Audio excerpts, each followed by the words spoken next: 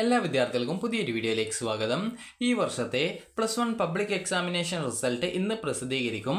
അപ്പോൾ 2026 മാർച്ച് മാസത്തിലെ +1 public examination എഴുതിയിട്ടുള്ള വിദ്യാർത്ഥികളുടെ റിസൾട്ട് ഇന്ന് വൈകുന്നേരം, അതായത് ജൂലൈ 17-ാം തീയതി വൈകുന്നേരം 3 മണിയോടെ പ്രസിദ്ധീകരിക്കുന്നതാണ്.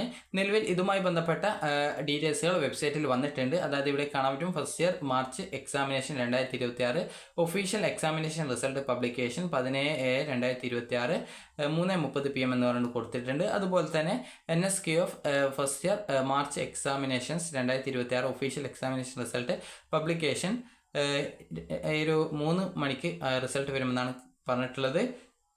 അപ്പോൾ വിദ്യാർത്ഥികൾ ശ്രദ്ധിക്കേണ്ടത് നിങ്ങളുടെ റിസൾട്ട് എങ്ങനെ പരിശോധിക്കാം എന്നുള്ള കാര്യം നമുക്ക് നോക്കാം.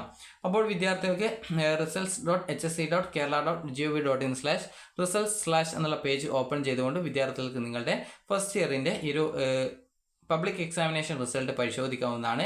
നിങ്ങളുടെ റിസൾട്ട് നിലവിൽ വരാത്തതുകൊണ്ട് ഇവിടെ അപ്കമിംഗ് റിസൾട്ടിലാണ് കൊടുത്തിട്ടുള്ളത്. അത് നിങ്ങൾക്ക് ഇന്ന് വൈകുന്നേരം 3 മണിയോടെ നിങ്ങൾക്ക് നിങ്ങളുടെ റിസൾട്ട് അറിയാൻ സാധിക്കുന്നതായിരിക്കും. അപ്പോൾ വിദ്യാർത്ഥികൾക്ക് ഈ ഒരു results.hsc.kerala.gov.in/results/ എന്നുള്ള പേജിലൂടെയാണ് നിങ്ങളുടെ റിസൾട്ട് അറിയാൻ സാധിക്കുള്ളൂ. മറ്റ് വെബ്സൈറ്റുകൾ +1ൻ്റെ എക്സാം റിസൾട്ടിന് ഉണ്ടാവാറില്ല.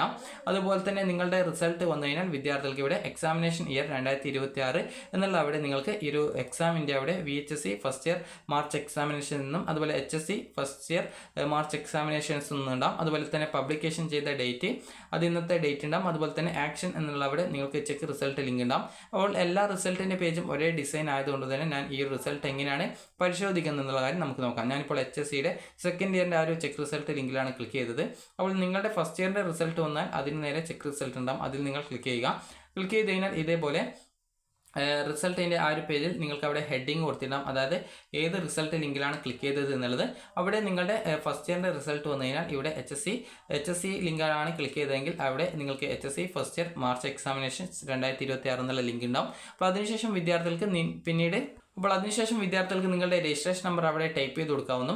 അതിനുശേഷം നിങ്ങളുടെ ഡേറ്റ് ഓഫ് ബർത്ത് ഇതേപോലെ ഇവിടെ ജസ്റ്റ് ഒന്ന് ക്ലിക്ക് ചെയ്യുന്ന സമയത്ത് ഇതേപോലെ ജനിച്ച മാസം, ജനിച്ച ദിവസം, ജനിച്ച വർഷം എന്നിവ ഇതേപോലെ നിങ്ങൾക്ക് സെലക്ട് ചെയ്ത് കൊടുത്ത് സെറ്റിൽ ക്ലിക്ക് ചെയ്ത് കഴിഞ്ഞാൽ അവിടെ നിങ്ങൾക്ക് ഇതേപോലെ ആ ഒരു ഡേറ്റ് ഓഫ് ബർത്ത് സെലക്ട് ആവുന്നതാണ്. ഞാൻ ജസ്റ്റ് വെറുതെ എക്സാമ്പിളിന് വേണ്ടി സെലക്ട് ചെയ്തത് മാത്രമാണ്, അതുകൊണ്ടാണ് അങ്ങനെ വെറുതെ സെലക്ട് ചെയ്തത്.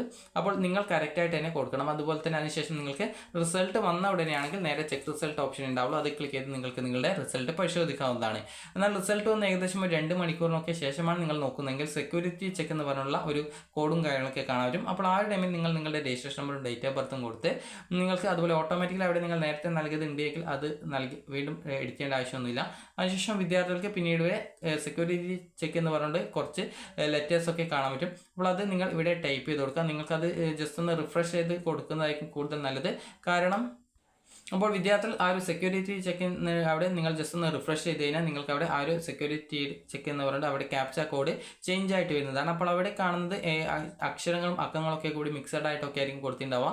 അപ്പോൾ നിങ്ങൾ നോക്കുന്ന സമയത്ത് എന്താണോ കാണുന്നത് അത് അവിടെ ടൈപ്പ് ചെയ്ത് കൊടുത്ത ശേഷം പിന്നീട് ചെക്ക് റിസൾട്ട് ക്ലിക്ക് ചെയ്താലേ നിങ്ങൾക്ക് നിങ്ങളുടെ റിസൾട്ട് നിങ്ങൾക്ക് അറിയാൻ സാധിക്കുള്ളൂ. അപ്പോൾ നിങ്ങളുടെ റിസൾട്ട് നിങ്ങൾക്ക് നോക്കാവുന്നതാണ്.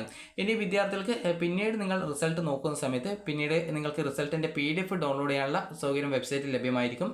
അപ്പോൾ ആ ഒരു ടൈമിൽ PDF ഡൗൺലോഡ് ചെയ്യണമെങ്കിൽ നിങ്ങൾ ചെയ്യേണ്ട കാര്യം എന്ന് പറയുന്നത് നിങ്ങളുടെ registration number, date of birth കൊടുത്ത് പിന്നീട് ഇവിടെ റിഫ്രഷ് ഓപ്ഷൻ ഉണ്ടാകും. അത് ക്ലിക്ക് ചെയ്ത് ആ ഒരു ക്യാപ്ച കോഡ് ഒന്ന് ചേഞ്ച് ആക്കിയ ശേഷം വിദ്യാർത്ഥികൾക്ക് പിന്നീട് പുതുതായിട്ട് വരുന്ന ക്യാപ്ച കോഡ് എന്താണോ അത് ഇവിടെ ടൈപ്പ് ചെയ്ത് കൊടുത്ത ശേഷം പിന്നീട് നേരെ ഡൗൺലോഡ് PDF ക്ലിക്ക് ചെയ്ത് നിങ്ങളുടെ റിസൾട്ടിൻ്റെ PDF നിങ്ങൾ ഡൗൺലോഡ് ചെയ്തെടുക്കാം.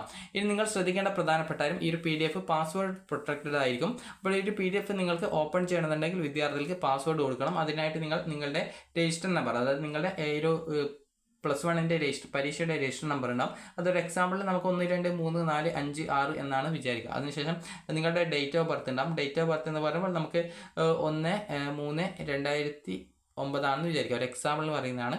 അതുപോലെ തന്നെ എന്നിട്ട് നിങ്ങളുടെ പാസ്വേഡ് എന്ന് പറയുമ്പോൾ എന്താണ് പാസ്വേഡ് വരിക എന്ന് ചോദിച്ചാൽ 1 2 3 4 5 6 എന്നിങ്ങനെ നിങ്ങളുടെ രജിസ്റ്റർ നമ്പർ എന്താണോ അത് എഴുതുക. അതിൻ്റെ ഇവിടെ കണ്ടിന്യൂഷൻ ആയിട്ട് ഈ ഒരു ഡേറ്റ് എന്ന് പറയുമ്പോൾ 2 സ്ഥാനം, ഡേ, മന്ത്, ഇയർ എന്നുള്ള രീതിയിലാണ് വരിക. അപ്പോൾ 2 സ്ഥാനം വേണം ഡേക്ക്. അപ്പോൾ അവിടെ 1 ആയതുകൊണ്ട് 0 എഴുതുന്നു. അതിനുശേഷം ഇവിടെ മന്തിനും 2 സ്ഥാനം വേണം. അപ്പോൾ അവിടെ 3 ആയതുകൊണ്ട് 03 എഴുതുന്നു.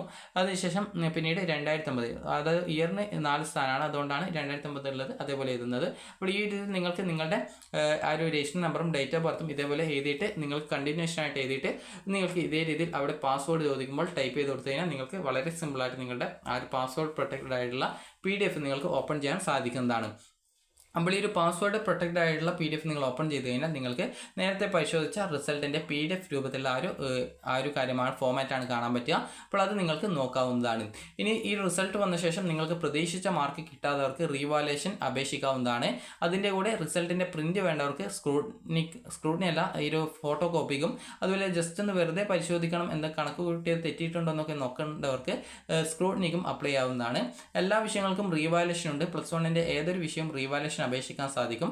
അതുപോലെ തന്നെ റീവാലുവേഷൻ അപേക്ഷിച്ച് 10% അതായത് ഈ ഒരു 60 മാർക്ക് സബ്ജക്റ്റിൽ റീവാലുവേഷൻ ഉള്ളതിനേക്കാൾ 6 മാർക്കും 80 മാർക്ക് സബ്ജക്റ്റിൽ റീവാലുവേഷൻ ഉള്ളതിനേക്കാൾ 8 മാർക്കും കൂടിയിട്ടുണ്ടെങ്കിൽ നിങ്ങളുടെ പൈസ നിങ്ങൾക്ക് റീഫണ്ട് ആയിട്ട് കിട്ടുന്നതായിരിക്കും. എന്നാൽ എല്ലാവർക്കും സാധാരണത്തിൽ അങ്ങനെ മാർക്ക് കൂടാറില്ല. അപ്പോൾ നിങ്ങൾക്ക് പ്രതീക്ഷയുണ്ടെങ്കിൽ റീവാലുവേഷൻ അപേക്ഷിക്കാവുന്നതാണ്. അതായത് മാർക്ക് കൂടുമെന്ന് പ്രതീക്ഷയുണ്ടെങ്കിൽ റീവാലുവേഷനായിട്ട് അപേക്ഷിക്കാം. അതുപോലെ ഫിസിക്സ് കെമിസ്ട്രി മാത്സ് ആയിരുന്നാലും റീവാലുവേഷൻ അപേക്ഷിക്കാം. കാരണം +1 ഡബിൾ വാലുവേഷൻ അല്ല, അതിനാൽ തന്നെ നിങ്ങൾക്ക് റീവാലുവേഷൻ അപേക്ഷിക്കാവുന്നതാണ്.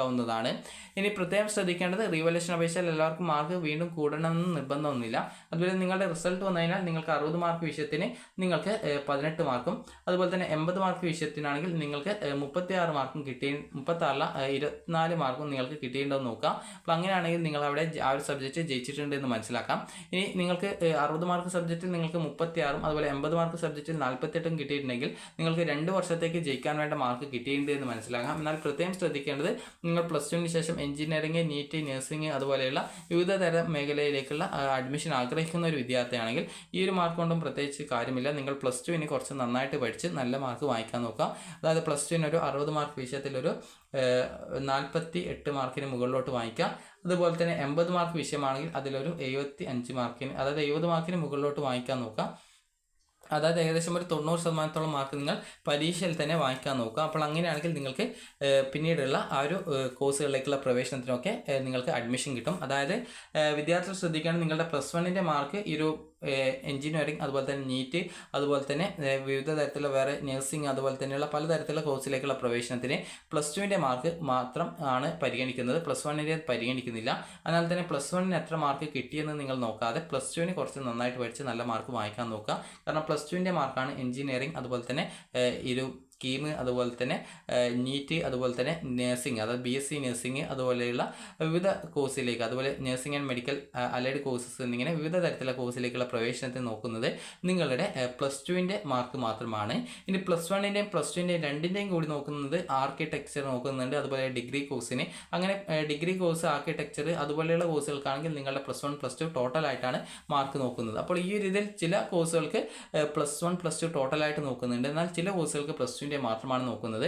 അതിനാൽ തന്നെ +1 മാർക്ക് കുറഞ്ഞിട്ടുണ്ട് എന്ന് വിചാരിച്ച് ടെൻഷൻ ഒന്നും അടിക്കാതെ +2 കുറച്ച് നന്നായിട്ട് പഠിച്ച് നല്ല മാർക്ക് തന്നെ വാങ്ങിക്കാൻ നോക്കുക.